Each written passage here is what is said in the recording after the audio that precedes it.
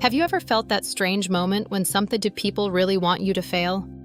The dark truth. Have you ever felt that strange moment when something goes wrong in your life and someone seems just a little too interested?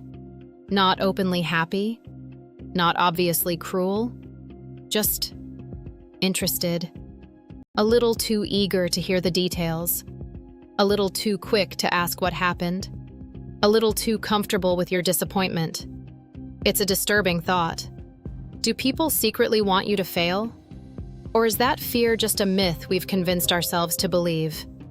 The answer is darker than most people realize. Human beings are naturally wired to compare themselves with others. Psychologists call this social comparison. Every day, often without realizing it, we measure our lives against the people around us. Who earns more? Who looks better? Who gets more attention? Who seems happier?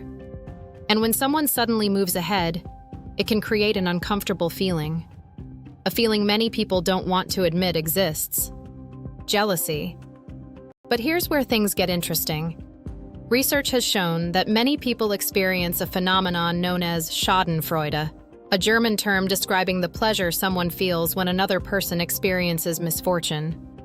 That sounds terrifying. But before you assume everyone is secretly against you, there's an important detail most people miss. Studies suggest that schadenfreude is usually strongest when someone feels threatened, insecure, or constantly compares themselves to others. In other words, it isn't always about you. It's often about them.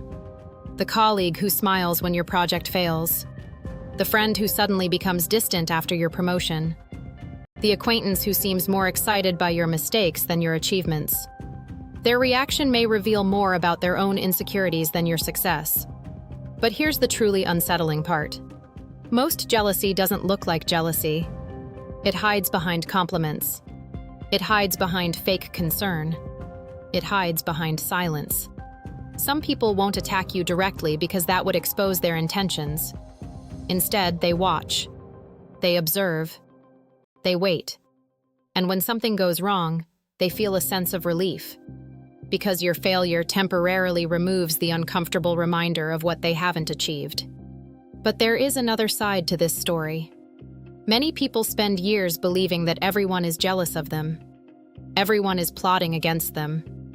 Everyone secretly wants them to lose. And that belief can become dangerous. Why? Because it creates paranoia. It turns neutral people into imagined enemies. It makes genuine criticism feel like sabotage. It causes people to isolate themselves from those who actually care. The dark truth is that most people are too focused on their own lives to spend much time obsessing over yours. Some people may envy you. A few may secretly enjoy seeing you struggle. But most are fighting battles you know nothing about. So, do people really want you to fail? Sometimes. But not nearly as often as fear wants you to believe.